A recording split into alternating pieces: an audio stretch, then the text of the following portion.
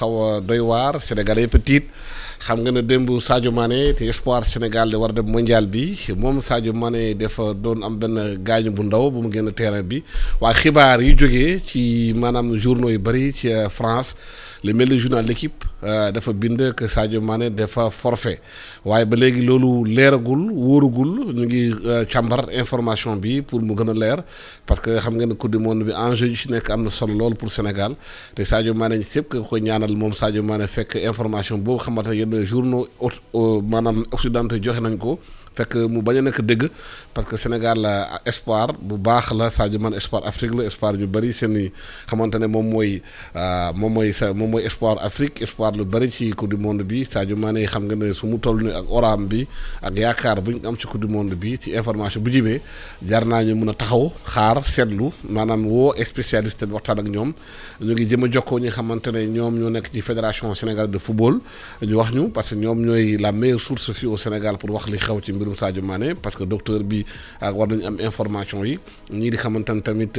ñoo nekk ci fédération bi fédéraux yi war nañu mën information boobu ñu xool ko càmbar ko ndëggam dëgg la waa du dëgg waaye kenn waxagul fu mu nekk nii forfait na waa forfaitgul journal Équipe moo ko bind waaye du tax ñu bañ a càmbar information xam ndëggam am na mbaa amut ndaxte depuis démb ba léegi ñu ngi ci blessure am boobu ñu ngi koy laam-laamee maanaam blessure Sadio Mané boobu moo tax ñu tey ñu jël antenne bi di jëm waxtaan ñi xamante ne ñoom xam nañu football mun nañu football ñu jëm a jox ko ak ñoom dinañ dem tamit ba Allemagne dem seeti foofu Sénégalais yi fa nekk tamit xool ñoom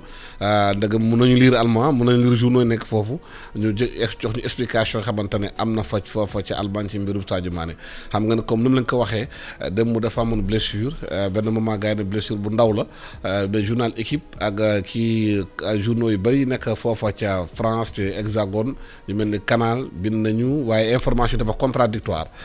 ji nee nañu Sadio Mané forfait dañu ne maanaam gaañu bu ndaw la ji nee nañu sax mun na am ay maanaam communication bi nañ def lu pression ak yooyu ak xëy na Bayern de Munich bu doon sagam xëy na Sadio Mané du dem jouer coupe du monde parce que dafa engagé wu ni xamante ne moom mooy coupe d'Europe des nations coupe de club des nations UEFA bi nga bëgg nañ ko gagné xëy na loolu yëpp ay intoxication la ba waaye li dal Sadio Mané daal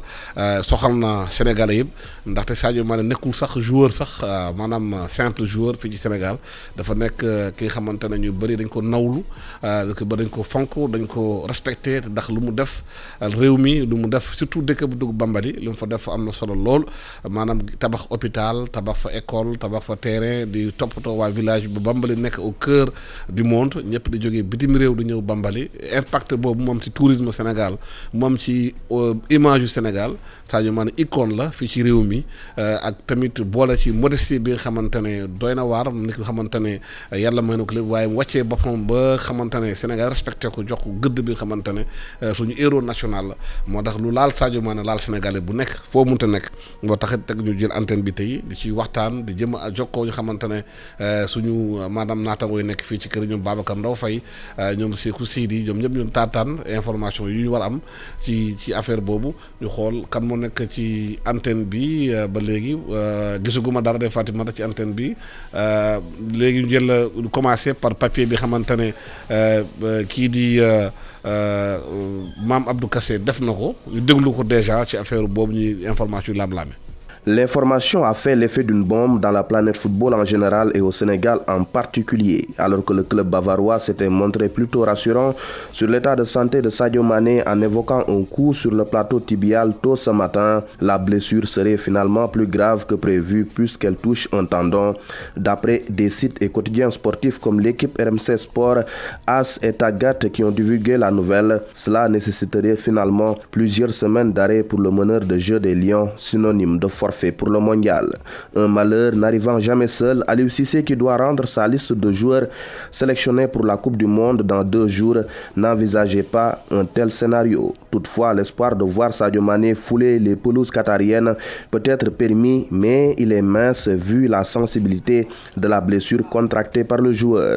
comme avec Ismaïla Sarr lors de la dernière Coupe d'Afrique des Nations, remportée d'ailleurs par l'équipe nationale du Sénégal. Sadio Mané devrait se faire sculpter par les médecins de la tanière avant de voir s'il sera apte ou non à disputer la plus grande compétition de football. Si sa non-participation est officialisée par la Fédération sénégalaise de football, alors son nom viendrait s'ajouter à la longue liste de stars qui vont manquer la Coupe du Monde. Paul Pogba, N'Golo Kanté, Diogo Jota, Luis Diaz, Ronald Araujo, Georginio Wijnaldum. L'enfant de Bambali qui a réalisé une très bonne saison l'année dernière avec la sélection nationale et Liverpool s'est adjugé la deuxième place au Ballon d'Or derrière le Français Karim Benzema. Oui, pour le moment, prions que Sadio Mané puisse très rapidement rejoindre les pelouses de la Bundesliga, qu'il puisse aussi participer à cette Coupe du Monde qui est un grand espoir pour les équipes africaines. Ça, c'est pas le journaliste qui parle, c'est le supporter de Sadio Mané qui parle, je m'en excuse, parce que nous prions pour que Sadio retrouve sa santé, retrouve son pied, retrouve son genou, pour qu'il puisse participer à cette Coupe du Monde 2022 au Qatar, qui cristallise beaucoup d'espoir pour les équipes africaines. Et ensuite, nous allons continuer à avoir quelques réactions. Ñu xool naka la ñu mën a amee yenn réaction xamante ne ci antenne bi ñu xamante ne ñu ngi yëngu ci mbirum football bi yëngu ci mbiru fédération sénégalaise de football yëngu ci mbiru ministère des sports pour ñu xam information bi naka la demee ndaxte comme ni ma ko waxee Sadio Mané dafa am importance ci réew mi lu muy doxale ak lu muy nekkale ci réew mi Coupe d'Afrique des Nations bi dam ci taxawee ak jàmbarte bu mu ci wone moom équipe yëpp nag équipe yëpp parce que Sadio Mané moom kese mënul def liggéey bi waaye dafa am équipe bu nekk ci ginnaawam waaye moom mooy njiit bi mooy leader bi leader technique bi leader mi xamante ne sur le terrain te mooy capitaine équipe nationale du Sénégal mu nekkoon na koy yenn saa Kalidou Koulibaly di nekk ko ñoom ñëpp ñu leen di maanaam xool parce que affaire bi dafa soxal réew mi soxal sénégalais yi soxal africain soxal ñëpp xamante ne ay fans Sadio Mané lañu moo tax ki xibaar bi fu nekk nii ñëpp a nga ciy xool pour xool naka la ñuy mun a xool maanaam mbirum Sadio Mané soxal na réew mi soxal na Afrique soxal na monde football te Sadio Mané fansam du Afrique rek am na ko partout à travers le monde am nay fans Sénégal am nay fans ci pays africains yi am nay fans ci Europe am na partout fans te ni muy footballee dafa neex nit ñi te boole ji comme ni mu ko waxee Sadio Mané njëriñ bu mu amal réew mi parce que loolu am na solo lool njëriñ bu mu amal Bambali njëriñ bu mu amal maanaam askanam njëriñ bu mu amal Afrique ak tourisme bi impact bi xamante ne présence am ci équipe bi la fay indi te xam ngeen ne kii di entraîneur bi Aliou Cissé ajuma di ñëw dina def conférence de presse bu fekkee ne ba léegi ñu koy maintenir parce que information bi dafay tax ñu changer lu bëri waaye ba léegi nag ma rassurer leen amagul confirmation totale par rapport lu ñuy wax parce que aussi xam ngeen ne football aussi dafa nekk guerre dafa nekk xeex dëkk yu bëri dañuy xeex ndaxte équipe africaine yi bu ñëwee bëgg dem coupe du monde bi am yenn journaux yi mun nañu génnee yenn xibaar yi xamante ne dina maanaam décourager yenn équipe yi indi benn li nga xamante ne moom mooy duñ koy waxee football moom mooy confrontation xeex bi géostratégie bi loolu yëpp am na ci impact mën nañ ko bind pour décourager équipe bi pour def waaye loolu daal ba léegi amaguñu confirmation ñu ngi ak Babacar Ndaw Faye ci ligne bi Babacar Ndaw maa ngi lay nuyu. maa ngi lay fay Alassane. waaw Babacar suba ba léegi ñaa ngi ci information bi xamante ne tiital na monde sportif bi tiital Sénégalais yu bëri mbirum Sadio Mané yan dernière information nga ci am. jërëjëf Alassane alors liñ ci mën a wax mooy ba tey ji amagul li nga xam ne moom moo di. Une nouvelle officielle venant des médecins du club. C'est vrai que tendance bi à l'heure actuelle elle est on va dire négative parce que gaañu na déjà loolu c'est un fait boo xam ne dal na ko démb. Ensuite démb bi mu koy soog a dal benn hématome la amoon à premier constat on s'est dit que ils se sont dit même au niveau du staff médical du Bayern que ça nécessitait juste peut-être un peu de repos de quelques jours et que l'idée de départ qui avait été retenue c'est que ñu noppal ko quelques jours le temps que hématome bi disparaître incluant bien sûr que mu absenté ci match samedi bi di match contre Hertha Berlin li ci topp nag mooy pendant la nuit les douleurs bi arrêté wul et il y a également des examens qui sont faits pour déterminer un peu la nature exacte de la blessure mais li ñu mën a am mooy c'est un des tendons qui est touché tendon nag benn xaw ma nuñ koy mën a expliquer benn xeetu yax la bu nekk ci genou bi. Maintenant en fond gravité bi mën na varier maintenant li tax ñu jàpp ne mën na graaw mooy que li ñu njort li spécialiste yi njort mooy que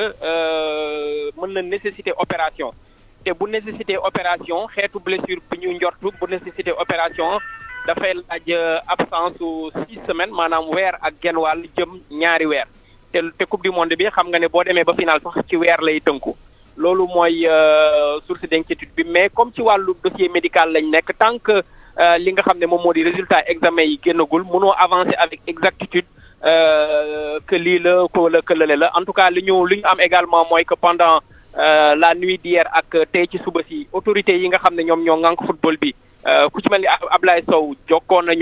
na ak moom ñi nga xam ne ñooy staff technique bi également jokkoo na ak moom. ba ci président de la république tey ci suba dafa jokkoo ak moom avant muy def son tweet bi mu koy encouragé leneen liñ ci mën a yokk rek mooy que il y a eu également des discussions ci ay waxtaan di xool ndax bu fekkee amul opération dañ koy inclure naturellement ci liste bi xool ndax day dem ci comme li fi xewoon ak Ismaïla Sarr bu fekkee yéen a ngi koy fàttaliku ci CAN bi passé wala dañ koy bàyyi mu noppalu mu fajoog affaire yooyu mais loolu li koy déterminer ala kulli haal mooy li nga xam ne moom mooy résultat bi nga xam ne moom la staff médical lu Bayern nar a am bu ko amee après ci le ajustement yëpp di nar a am mais mën nañ am même bu dee c'est un infime espoir mën nañ garder toujours espoir que tant que résultat yi génnagul ak tant que bu fekkee résultat yi génn tant que ça ne nécessite pas une opération il y a peut-être une chance de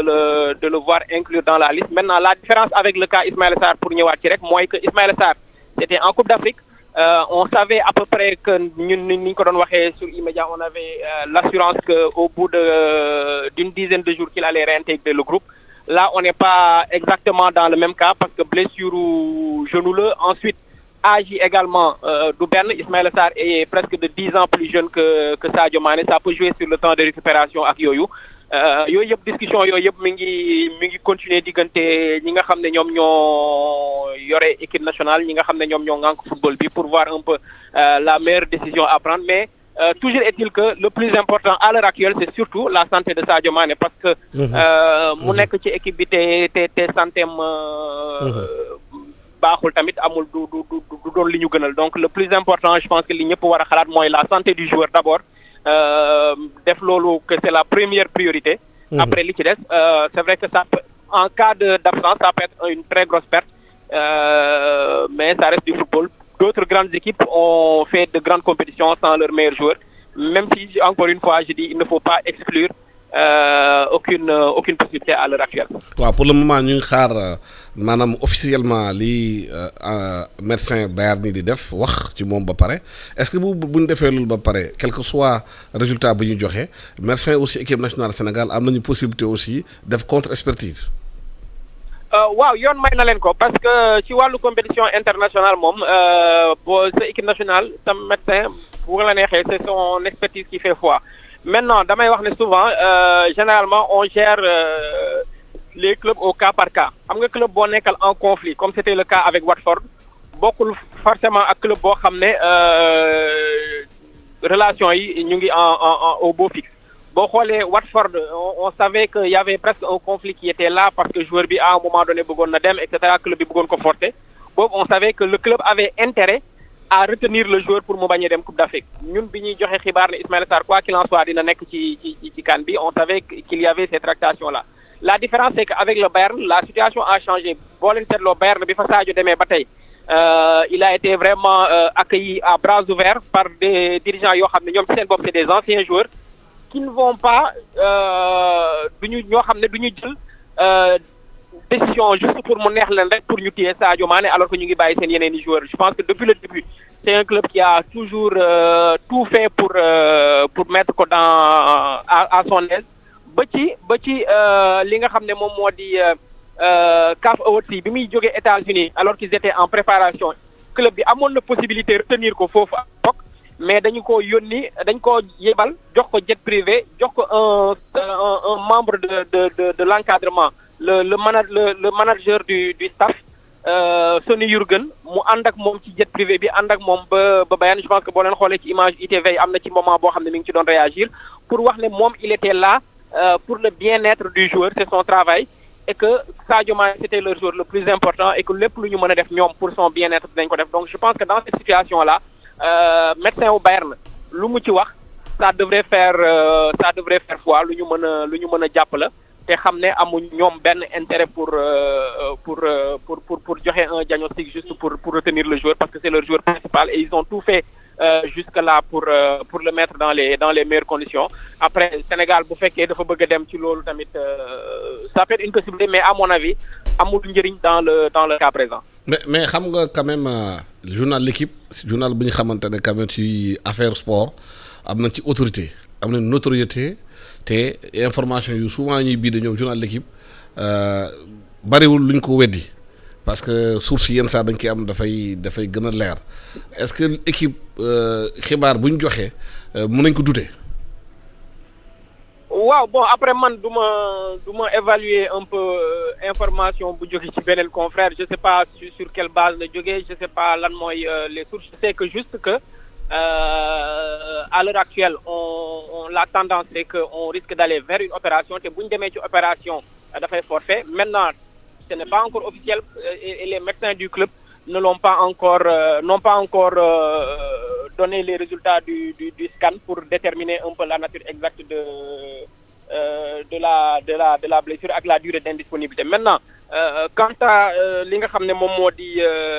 crédibilité wu l'équipe, oui c'est un journal très crédible buy génnee généralement de bonnes informations autour du football, mais c'est également un journal boo xam ne également il leur arrive très souvent également de donner des informations yoo xam ne mën na bañ a méngoo ak la réalité du moment, et c'est des choses qui arrivent. Et donc voilà, la situation mi ngi noonu, on va attendre ba xam ci ay yeneen anam yu gën a leer, mais l'équipe ou pas li ci am rek mooy la situation elle est là, le joueur est blessé et c'est sûr qu'il aura un temps boo xam ne du ko mën a nekk, du ko mën a jouer. Te li nga xam ne moom moo ci gën a déterminant à l'heure actuelle, c'est de savoir ndax dafay def opération wala du def opération, parce que bu defee opération ça veut dire que à 100% c'est mort. Maintenant ça c'est une décision qui va être prise et à l'heure actuelle ci mu toll ci xibaar cette décision n'a pas encore été prise. waaw li bu amee comme joueur mel ni Sadio Mané symbole bu ñu représenté pour Sénégal et surtout émotion bu am si blessure Sadio Mané bi dafay wane Sadio Mané il a une dimension extrêmement grande. waaw Alassane, tu sais ñun Sénégal mosuñu am joueur bu am dimension Sadio Mané, ça c'est déjà un premier point. C'est la première fois de toute notre histoire ci football ñu am un joueur boo xam ne il a été aussi constant dans le très haut niveau. Je rappelle que depuis au moins 5 ans mu ngi ci la crème du football mondial. Sur ces 5 ans il a fait 2 finales de Ligue des Champions, il a fait 2 finales de CAN, il a fait une Coupe du Monde, il a été Ballon d'Or africain à 2 reprises, il a été 2e au Ballon d'Or mondial. Donc joueur bu mel noonu boo ko ñàkkee et champion d'Afrique. C'est un joueur d'envergure. Sénégal amuñu beneen joueur bu egg à son niveau, et c'est très normal que bu amee lu ko wokk mu xuri Sénégalais yëpp. Et je pense que quand le président de la République fait un tweet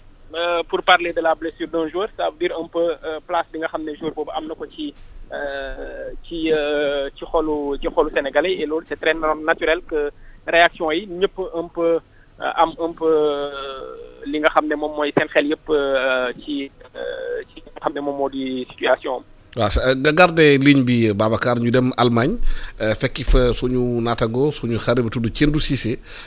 ñëpp xam nañ ci mbirum football Allemagne te d'ailleurs Bayern na équipe am la, moom lay suivre souvent. ñu am benn élément ak moom en français et en wolof moom Tiendou Cissé mu expliquer ñu foofu ci Allemagne naka la affaire Sadio Mané bi dañ ko gisee ak lan moo ci am. ñu ngi wax ne Sadio Mané dafa forfait pour Coupe du Monde. Est-ce que am ngeen information bi foofu ca Allemagne? non information bi yeggul fii de. Bon démb am na benn problème bu xew, problème mu journaux la nag li ñu wax dans les journaux aussi bon parce que man après match bi maa ngoon match ba après match bi bon man gisuma ko man dem naa tey entraînement aussi maa ngi fa jógee il y a à peu près 2 heures de temps wax naa avec les orthopèdes muy docteur professeur Peter Ubala keneen ki muy docteur Joachim Hane bi ma leen wax dañ ne ma plus de peur que de mal daal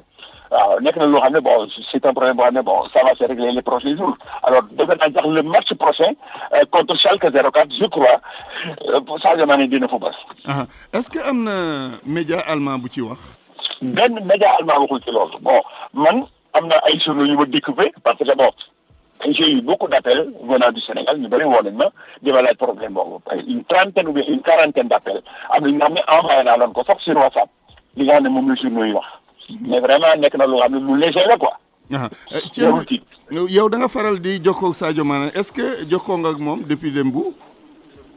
non depuis démb rek jokkoo ma ak moom vrai je l'ai pas vu bien que demoon naa dans les locaux du Bayern de Munich seetaan na entraînement yi démb parce que entraînement physique rek lañ def entraînement bu léger bon ñi nga xam ne football lañ démb sax ñu ci bëri football ñu ci bëri entraîné ñu bon réservé moom moo entraîné ak quelques amateurs mais quand même ça m'a donné l'occasion de parler avec ses médecins loolu nag lañ ma wax waaw. mën nañ am yaakaar Sadio Mané dina dem coupe du monde. waay sa yoon day football ci coupe du monde waay yow loolu nga jàpp. parce que moom Sadio Mané bon daal loolu laa jàpp parce que bon coupe du monde bien sûr li ci des bëriwul bon mais fii moom il est entre de bonnes mains on a des spécialistes yu xam ne moo ay spécialistes de renommée lañ partout dans le monde ci la médecine sportive voilà on les traite d'une façon excellente amuñu benn problème vraiment ku ci sëqat sax gars yi yóbbu la da nga am docteur bi seet la voilà mais am ci benn jiixi jaaxa. comme ça il va jouer la coupe du monde. jërëjëf Tiendou Cissé maa ngi lay gërëm di la sant. merci beaucoup merci. on parle de forfait pour Sadio Mané est-ce que en Allemagne. ñu doon déglu Tiendou Cissé di waxtaan ak Antoine Diouf ci wolof li mu waxante ak Sadio Mané surtout nee na dem na ci entraînement bi démb mu ngi rassuré que Sadio Mané moom Tiendou Cissé blessure yu ñu koy wax eggul foofu contrairement à ce que l'équipe di wax waaye loolu yëpp dañuy continuer di suivre information bi di gën ko suivre di gën ko lëmbat di gën ko càmbar pour xam effectivement lan moo xew ñu dégluwaat Tiendou Cissé ak Antoine Diouf ci kàllaama français. Publicité sur iRadio. On parle de forfait pour Sadio Mané. Est-ce que en Allemagne, vous avez cette information? Non, pas du tout. On l'a pas eu ici en Allemagne parce que je viens tout juste de quitter il y a à peu près 2 heures de temps les locaux du Bayern de Munich. Bon, j'ai parlé à monsieur Dr Peter Ubelacke et Dr Joachim Hane, ce sont les orthopèdes de l'équipe. Ils font la chirurgie et la chirothérapie. Bon, ils m'ont dit que bon, plus de peur que de mal. Bon, ça s'est passé quelque chose hier, bien sûr, mais c'est pas aussi un cas vraiment dur. C'est des informations que vous avez ce matin, que vous avez recueillies ce matin? Ouais, j'ai eu beaucoup d'appels du Sénégal, une trentaine ou bien une quarantaine, parce que bon, les gens vraiment sont bien navrés, parce que bon, le fait que Sadio Mané ne participe pas à la Coupe du Monde ou bien au Mondial, bon, ce sera quelque chose de grave pour le football sénégalais, mais tel n'est pas le cas pour le moment. Aucun média allemand n'en a parlé pour le moment, c'est ça? Pas du tout. Même si vous avez le WhatsApp, je peux vous envoyer les quelques déchirures du journal allemand ou des journaux allemands qui le prouvent. Pas du tout. On ne parle pas du forfait de Sadio Mané pour le mondial, pas du tout. Oui, vous êtes souvent en contact avec Sadio Mané. Vous n'êtes pas en contact cette fois-ci avec lui? Non, hier j'étais au match, bien sûr, c'était le match joué à Munich contre Werder de Brême. Bon, ce matin, bon, j'ai vu les entraînements, mais Sadio Mané n'était pas là. Il n'a pas joué, il ne s'est pas entraîné. Vous n'êtes pas entré en contact au téléphone avec lui? Non, pas du tout. Mais j'ai parlé avec des gens qui sont sérieux et qui sont responsables. C'est Dr Peter Ubelacke et Dr Joachim Hane. Ce sont les orthopèdes du Bayern de Munich. Bon, parce que bon, Dr Müller-Wohlfahrt a quitté l'équipe après 45 ans de travail. Ce sont les deux qui ont pris la relève. Et j'ai parlé avec eux. Tiendou Cissé, merci. Voilà, c'était Antoine Diouf avec Tiendou Cissé, à qui il a parlé il y a quelques instants, qui est en Allemagne, en français, en wolof. Tiendou Cissé précise que les journaux allemands n'en parlent pas beaucoup et que Sadio Mané, selon lui, pourrait participer au mondial parce que la blessure serait de moindre gravité comme on l'annonce. Et il a même dit qu'il a rencontré les médecins de Sadio Mané de Bayern de Munich qui s'occupent s'occupe des joueurs qui ont dit que c'est une blessure à minimiser donc Babacar Ndaw Faye déngu Tiendou Cissé te moom mu nekk Allemagne dem na sax entraînement démb mu ne équipe Allemagne bi équipe B bi mën a entraîné wu Sadio Mané entraîné wul sax Mbaye moom nee na waxtaan nag médecin yi. démb Bayern da doon joué ci waaw da doon joué waaw ci match Bayern. Ce qui se passe c'est que bon loolu c'était la tendance en tout cas jusqu'à hier. waaw d'ailleurs ñu ngi koy wax démb ci li nga xam ne moom moo di quotidien bés bi ak imedia.sn. ñu ngi doon wax ne démb bi ñu ko waxee également il y a le staff du Bayern qui a confirmé un peu xibaar yooyu que xam nga. loolu démb la woon information bi dafay évoluer. démb ba ci guddi en tout cas jusqu'à 22h l'information c'était que joueur bi blessure bi xëy na recevoir woon na coup mais yaakaaruñu ne dina ko gàllankoor ci coupe du monde bi. te boo seetloo sax bi muy génn li gënoon rassuré ñu bari mooy dafa génn moom moo jógal boppam moom moo doxal boppam et généralement loolu médecins yi dañuy jàpp ne pour des blessures ci genou ak affaire yooyu c'est souvent des signes rassurants. Maintenant ça ne veut pas dire que loolu mooy doon diagnostic bi au bout mais c'était rassurant que dañ jàppoon ne avec quelques jours de repos. Qu'il allait rapidement récupérer et qu'il était d'ailleurs envisagé que ñu noppal ko ci matchu samedi bi contre Hertha Berlin. Maintenant bi ñu xëyee ci suba information bi il faut dire que évolué na mi ngi évolué nag maintenant ça veut pas dire que c'est officiel que du jouer ci coupe du monde bi wala déet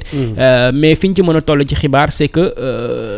blessure bi évolué na gën na métti niñ ko yaakaare woon démb. Maintenant la situation sera d'attendre pour xam diagnostic définitif staff médical bu Bayern boo xam ne bu ñu waxee ne blessure bi li mu laaj mooy opération ñu xam ne boobu c'est fini bu fekkee nañu ne dafa ne laajul opération ñu xool ndax dañ koy bàyyi mu noppaloo mu forfait également wala ñu xool ban ndax dafa am beneen solution faj wala ci ngay mën a exprimer wu réellement. Maintenant situation bi toll na foo xam ne également il y a eu plusieurs cas il y a des joueurs yoo xam ne yu mel ni Samuel Umtiti joué na avec risque war a demul opération mu joué coupe du monde mais non la conséquence après coup mooy que pratiquement ci la carrière am yàqu parce que risque bi mu jël ci jouer coupe du monde bi naam moom ci boppam il dit qu'il ne regrettait pas parce que gagné na coupe du monde au bout avec la France que ça lui a permis d'avoir de vivre son rêve. Maintenant derrière aussi ça a gâché sa carrière parce que genou également c'est des choses yoo xam ne boo ci c'est délicat voilà muy genou muy cheville yooyu boo ci jouer sous infiltration ak affaire yooyu mën na di c'est-à-dire dafay ray douleur bi mais blessure bi dafay continuer di aggraver parce que tu vas faire des coups tu vas faire des efforts physiques ak affaire yooyu bon tollaguñu ci cas boobu ndax da mën na jouer sous infiltration ou pas encore mais c'est des hypothèses qu'on lance selon li nga xam ne moom mooy les possibilités qui s'offrent. Tey jii comme je dis les possibilités qui s'offrent mooy il peut y avoir une perspective totalement pessimiste maanaam lépp yàqu ñu jàpp ne bon opération lay jëm dans ce cas il faudra juste ñaanal ko mu am ci récupération bu gën ci moom mais bu ñu nee opération ça veut dire que tu seras absent jëm weer ak genn wàll ba ñaari weer loolu mooy coupe du monde bi c'est fini beneen option bi mooy mën na bañ a laaj opération sax mais coupe du monde bi jeex parce que temps bi muy laaj pour mu ñëwaat ci terrain bi dafay yàgg te coupe du monde dafa nekk mooy compétition bi gën a mag ci monde bi mën nga jouer 2 semaines nga toog parce que 3 matchs ngay jouer mën nga jouer également nga avancer fekk joueur bi temps de récupération mu kiiwul mën na teel a récupérer mën na dem ba ci biir mu récupérer physiquement mais le temps que muy revenir au meilleur de sa forme lu nekk xaj na ci donc ça c'est une beneen hypothèse bi nga xam ne xëy na moom la ñuy ñaan mooy que li ñu doon ragal bañ a am parce que dañuy wax ne dañuy ragal ne dafa am benn nerf bu coincé wu xaw ma nu ko mën a expliquer ci articulation yi xaw ma ci tendon yi quelque chose comme ça et que loolu mën na laaj opération pour extraire ko maintenant bu fekkee loolu amul que dañoo ragaloon loolu que c'était juste coup bi moom moo aggravé wu et tout et que laaj na une dizaine de jours de repos ça veut dire qu'il va manquer xëy na loolu bu doon situation boobu qu'il va manquer peut-être li nga xam ne moom moo di premier match bi voire deuxième match bi mais qu'on pourrait le récupérer ci troisième match bi wala ci huitième de finale yi donc loolu li koy déterminer encore une fois mooy li nga xam ne la seule vérité du moment moo nga nar a génne ci li nga xam ne mooy la note bi nga xam ne le staff médical du Bayern dina ko génnee pour évaluer un peu la situation du joueur wax ne coup bi fii la lii moo ko ci dal lii moo ko ciy fekk tant que loolu amul il sera très difficile de s'engager même si encore une fois je le répète perspective yi bu ñu xëyee ce matin du doon nekkul woon ay perspectives yoo xam ne dal na xel parce que jour bu blessé à ce niveau là c'est toujours très inquiétant et ku seetlu également tweetu le chef de l'État Macky Sall di nga xam ne que c'était pas anodin parce que dafa tweeter quelques minutes après ci la l'équipe génne son information mais ce qui se passe c'est que avant mu koy tweeter dafa wax ak joueur bi te à mon avis bu doon lu garaawul trop du jar tweet dina yem rek ci seen discussion ñoom ñaar mais quand le chef de l'État bu jógee ba dem def ci un tweet boo xam ne dafay annoncer un peu li nga xam ne mooy son message de soutien envers le joueur ak affaire yooyu c'est parce qu'il lui a parlé et qu'après lui avoir parlé qu'il a peut-être eu li nga xam ne moom moo di une nouvelle pas du tout rassurante et qu'il a senti le besoin de lui manifester son soutien public après lui avoir manifesté son soutien en privé. Mais est-ce que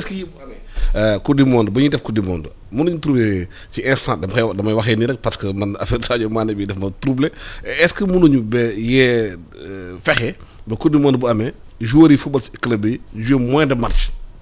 waaw pour préparer la coupe du monde parce que du ñu jouer match yi dafa intensité dafa bëri chaque week-end match nga bëgg enchaîner coupe du monde mais nit ñi du ñu ay machine. mais loolu justement dafay yeewaat un peu le débat bi nga xam ne certains joueurs ñu ngi commencé di ko porter ku mel ni Toni Kroos bu Allemagne ak Real Madrid mi ngi wax ne joueurs yi li ñuy jouer ci match dafa bëri et ils ont raison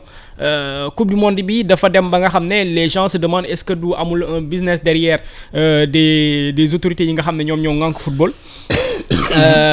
Parce que coow li bari na autour de l'attribution au Qatar ak affaire yooyu mais nit ñi ngi wax ci lu bari mais souvent duñu xalaat li nga xam ne moom mooy li gën a important muy la santé des joueurs. Aujourd'hui ñu bëgg ko ñu bañ ko la santé des joueurs elle est fortement menacée. Tey jii ñu ngi wax Sadio Mané mais jeexagul. Boo xoolee diggante tey am na ay match yu am Europe suba am na ay match yu am. Vendredi samedi dimanche. Augustin jëm jëli Augustin Senghor président de la fédération sénégalaise de football Augustin Senghor. oui allo. Alassane Samba Diop maa ngi lay nuyu Augustin Senghor dañoo jaaxle ñun ñëpp de Augustin lu xew ci Sadio Mané. Bon comme ni ngeen ko yëgee démb bon si match bi gis nañu dafa teel a génn ndax gaañ-gaañ bu mu amoon li ci am nag waaw dalul xel nam tam nañ ko wax parce que on sait que. xamaguñu exactement tolluwaayu gaañ-gaañ bi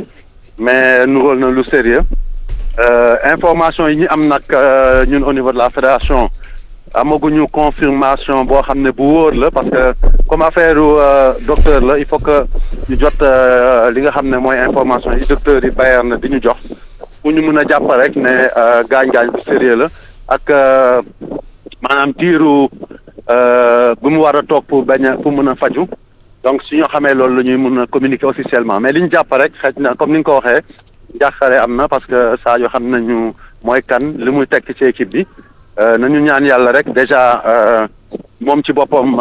yàlla sàmm ko mu nekk gaañ-gaañ bu ndaw mais surtout que mu mun a participer ci coupe du monde bi. bu loolu antuwul nag defe naa ne tamit li ñuy war mooy xool li ñuy def pour saafara moom absence am boobu. président Babacar Ndao Faye maa ngi lay nuyu da nga def maa ngi lay nuyu waaw ñàkkul ne yéen au niveau ñi nga xam ne yéen ñi ngànk football Sénégal jokkoo ngeen ci ak joueur bi li ma leen bëggoon laaj surtout mooy ci jokkoo bi ban état d'esprit ngeen sentir ci joueur bi ci moral bi ak yooyu waaw bu ñuy wax dëgg man sam bopp waxuma ak moom mais am na ñu jot a wax ak moom ci wàll boobu li may jàpp rek mooy ne niñ ma ko dellooy daal Sadio ni mu mel yéen ñëpp xam ngeen ko. Nit ku dal la nit ku maanu la mais nit ku gëm la. gaa ñi nee nañ ma moom ci boppam bu mu wax dafa ne ndogalu yàlla la te mu ngi waxtaan ak ñoom sax di leen dëfal di leen dalal donc defe naa Sadio dimension bi ñu ko xamee dara dañu si. ci loo xam ne maanaam lu neex la day nekk ku maanu mais loo xam ne lu metti la tamit day dal. xam ne mbiru borom bi la moom ci boppam je pense qu'aujourd'hui xam nañu naka la doon xaaree li nga xam ne mooy coupe du monde bi donc ñun xëj na am nañu ci tànge ak mettit mais ci tànge ak mettit bi gën a rëy mooy si moom parce que ñaanuñu yàlla vraiment Sadio war a mën a bañ a participer ci coupe du monde bi. Président également ñu gis ne également ci CAN bi amoon na cas on va dire pas similaire mais amoon na benn cas. muy Ismaïla Sarr ñu gisoon tamit les médias occidentaux gaaw di déclarer que le joueur était forfait ñu jàppoon ne également que jusqu'au bout dina bokk ci liste bi et finalement mu bokk ci liste bi dem ba jouer est-ce que cas boobu tey jii ñëwaat na seen xel ba andi leen lu tax ngeen mën a envisager peut-être pour plusieurs options ci histoire bi. waaw loolu yëpp mu ngi wéeru rek ci li nga xam ne mooy li ñuy wax lu scientifique maanaam li ñu docteurs yi di wax ak lu suñu docteurs yi ñoom di natt suñu docteurs yi parce que ñoom waa Bayern xëy na bu fekkee entraîneur bi daf ko waroon dugal ci listam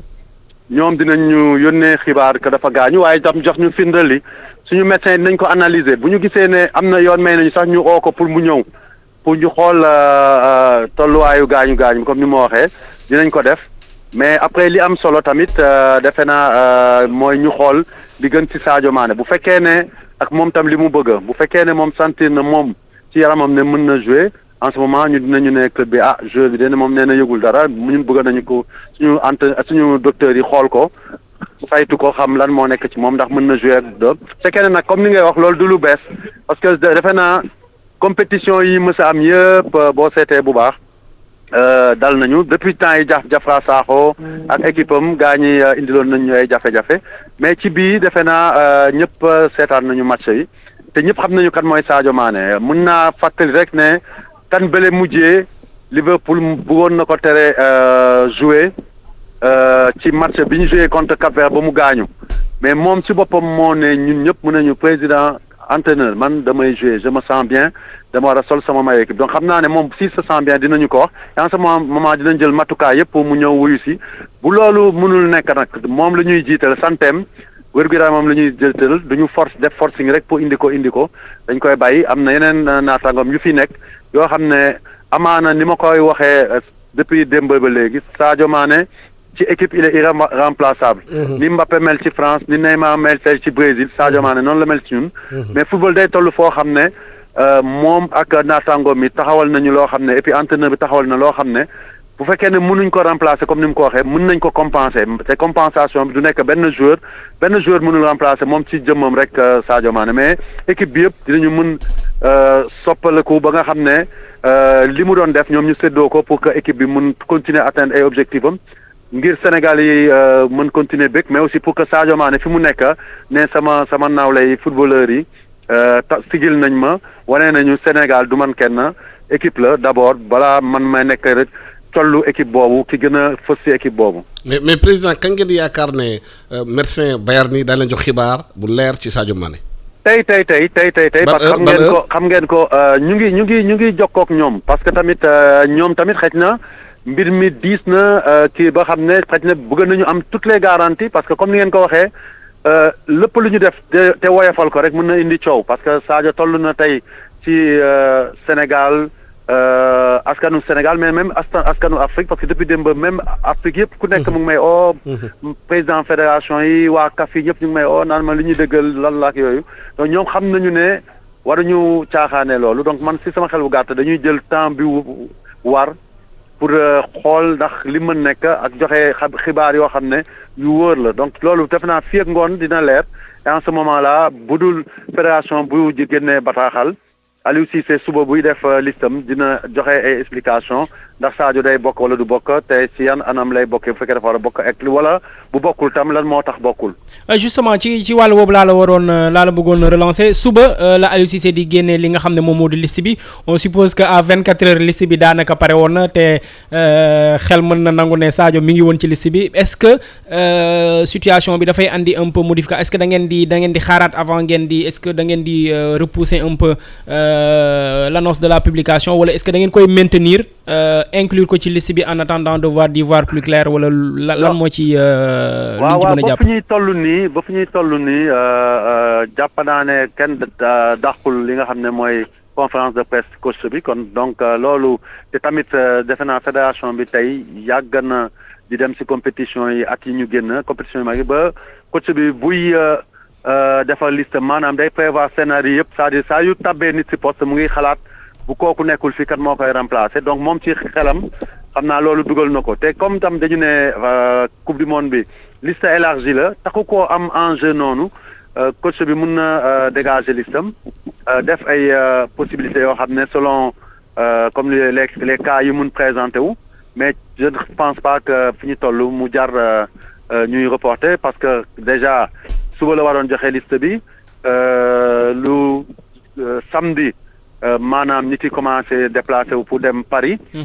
Lundi la équipe bi waroon jugee foofu donc xaju fi ñuy reporter quoi que ce soit. c'est-à-dire conférence de presse ak yooyu. donc yow kañ ngay dem Paris ak ndax da ngeen di jaar Allemagne pour xool jour bi déjà sur. jàppandiwuñu maanaam suñu dem xam nañu rek ne équipe bi temps bi dafa xat. te torop ba nga xam ne dina jafe ñu mën a. xaaraat pour dem donc coach bi dafa bëggoon comme xam ngeen ne une semaine de préparation la ñu am. déjà préparation matul sax semaine matul semaine ak Sadio Mané da doon nekk loo xam ne lu jàmp la mais bu fekkee Sadio nekk fi tam coach bi day gën a bëgg a teel a yegg pour mën a teg maanaam stratégie yoo xam ne mooy équipe Sénégal sans Sadio Mané bu fekkee yàlla dafa def ñëwul donc li ci des ñun en tant que dirigeant dinañu xool ak aussi tam pourquoi pas autorités yi. bu si xajee ñu def comme ni nga ko wax coché bàyyi équipe bi jiitu ñu fële parce que ñoom ñooy tàggatu équipe bi jiitu ñu fële ca nu mu tuddati Doha. et ñun ñu def coché dem xooli Sadio nemmeeku ko bu fekkee ne bokk na tamit xayrun ñu xool kañ lay ñëw ak yooyu parce que def nañ ko ak Ismaïla Sarr mu jik ñu. donc bu fekkee tam du ñëw au moins sax mu xam ne fàttewuñu ko et bu fekkee yàlla may na ko tan balaa boobu aussi ñu invité ko mu ñëw.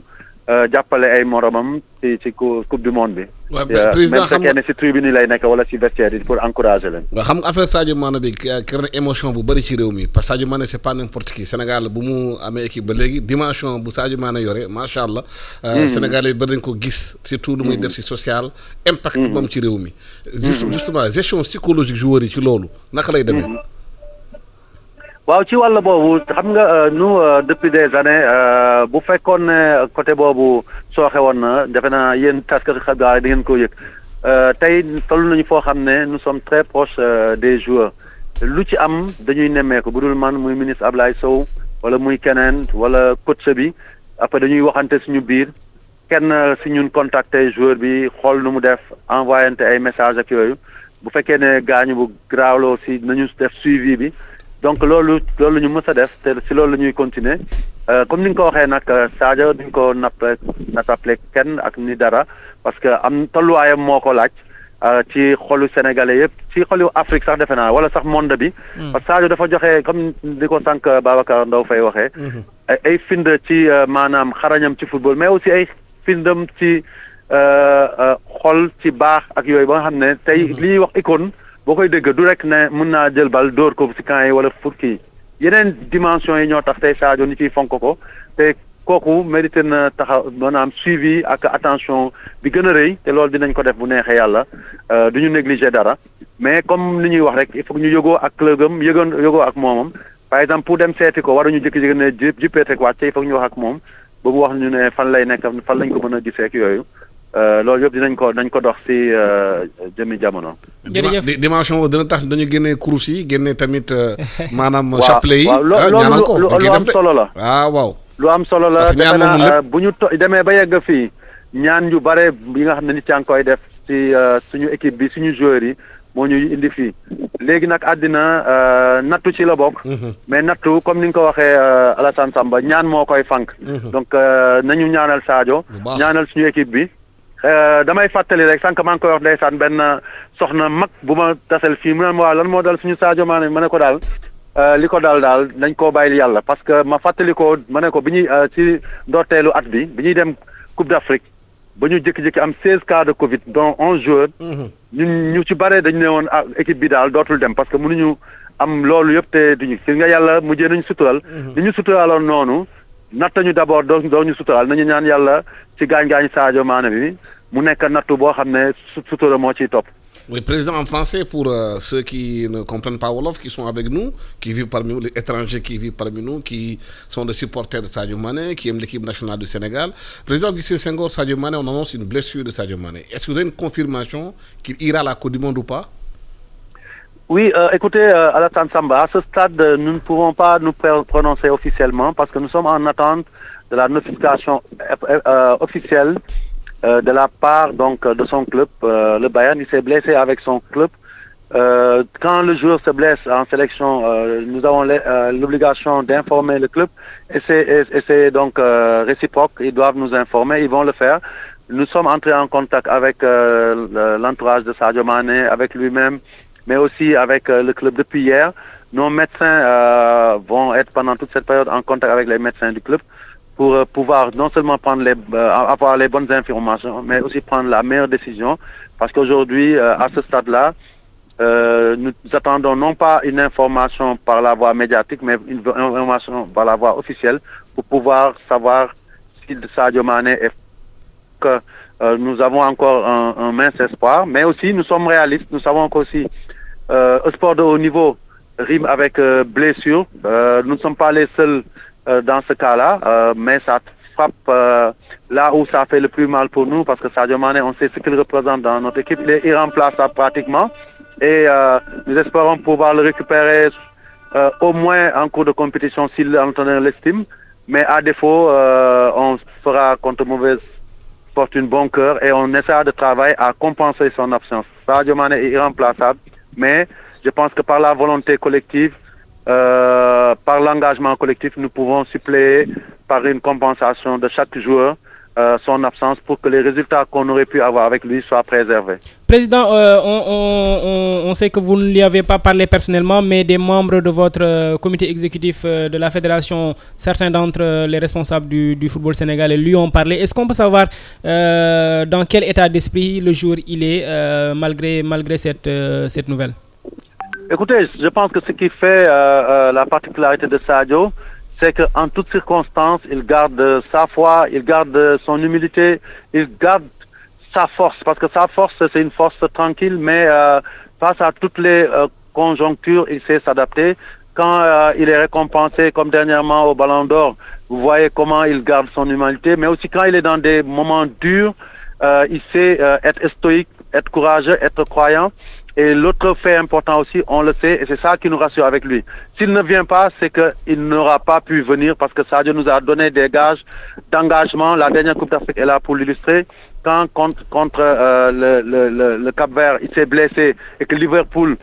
passant par la FIFA, a voulu qu'il ne joue pas le match suivant, il a pris ses responsabilités pour dire que rien ne passe avant mon pays. Je vais jouer, je me sens en état de jouer. Donc je pense que le meilleur gage sur cette situation actuelle, c'est que Sadio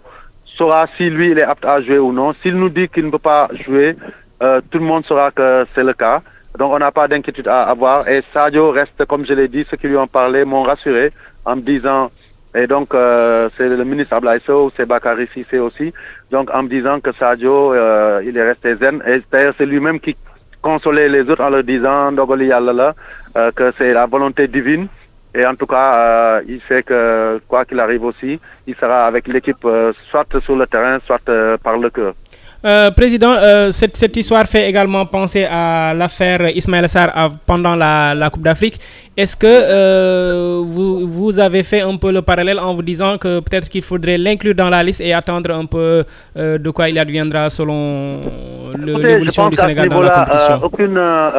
éventualité n'est écartée d'emblée. Hein. Donc, mais nous sommes suspendus d'abord au résultat médical. Il nous faut être réalistes. Ne pas le faire venir juste pour le fun ou pour des raisons émotionnelles. On va analyser, je pense que hier, je vous ai dit qu'on a parlé avec le coach. Chaque fois qu'il a fallu se défendre pour que nos joueurs qui sont en capacité de jouer soit au début du tournoi, soit au cours du tournoi, pour qu'ils viennent, on l'a fait. Donc dans ce cas-là, on va analyser les résultats. Nos médecins qui recevront les rapports des médecins du Bayern vont les analyser et prendront la décision adéquate en relation avec l'entraîneur. Mais si l'entraîneur et les médecins nous disent nous voulons que Sadio vienne, nous le mettrons sur la liste et nous demanderons à ce qu'il vienne pour pouvoir voir s'il est apte à jouer. Mais comme je l'ai dit tantôt, avec Sadio, nous n'aurons pas ce problème. La dernière fois avec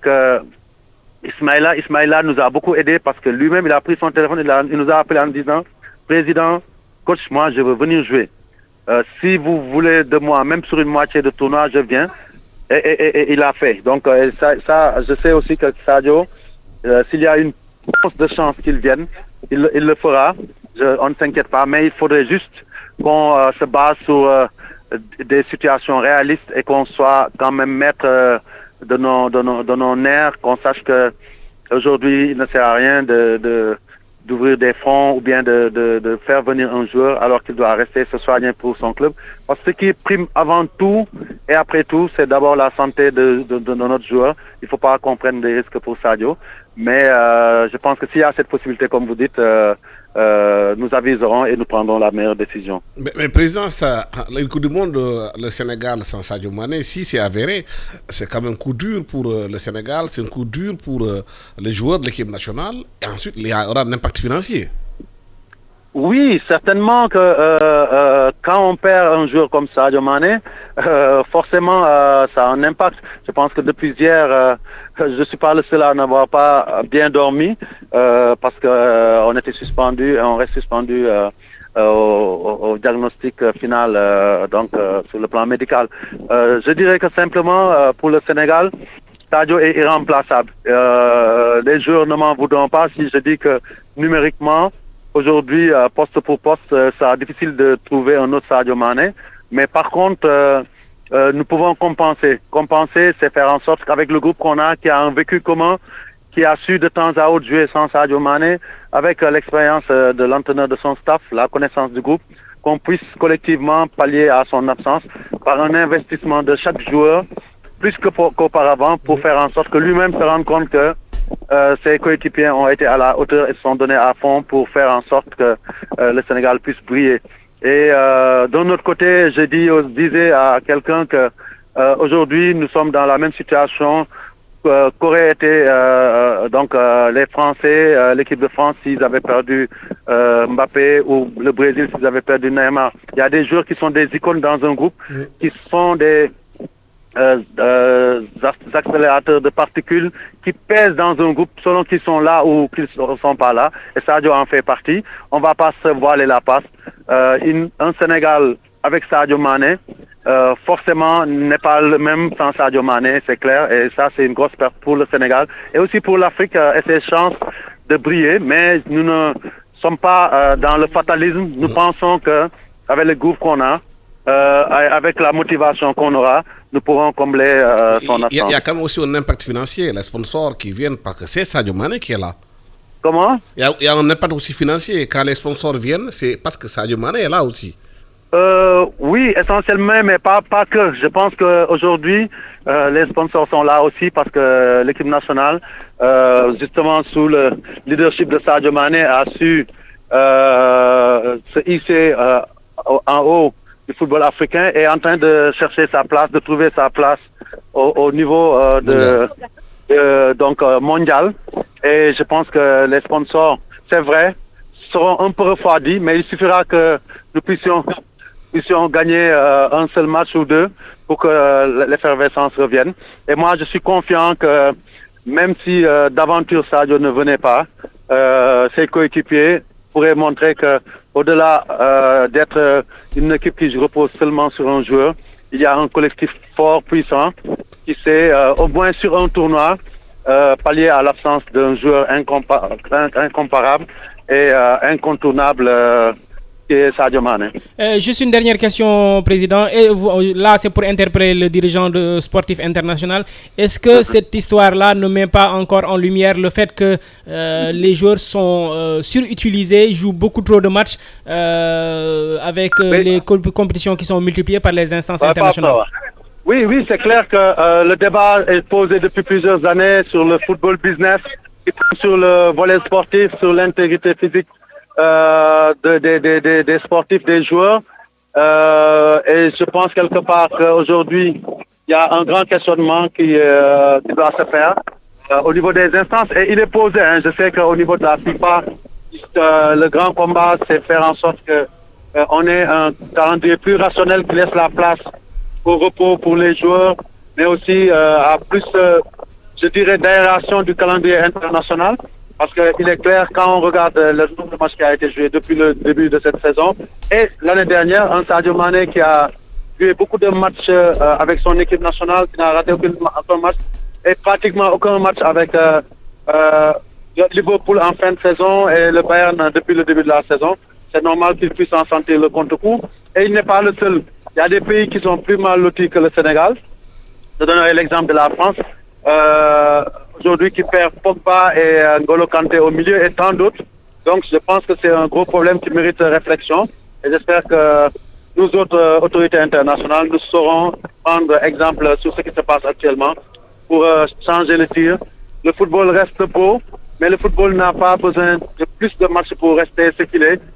la passion du monde entier. Merci. Voilà, merci infiniment, Président Augustin Senghor. Merci de votre disponibilité, d'avoir été avec nous sur cette antenne de e-radio, groupe E-Média. Et nous pensons fortement à Sadio Mané. Nous prions pour lui, pour qu'il trouve promptement sa santé. En tout cas, tout à l'heure, quand on va prier à 14h, on sortira les chapelets pour prier pour Sadio Mané, parce que c'est une personne extrêmement importante pour le Sénégal et pour l'Afrique. Et que nous pensons que cette année, ce serait l'année de l'Afrique au Qatar. C'est un pays musulman et c'est la première fois qu'on joue une Coupe du Monde dans un pays musulman, je pense bien. Et ensuite, le Qatar fait 50 degrés, des climats qui est un peu à l'identique ici en Afrique.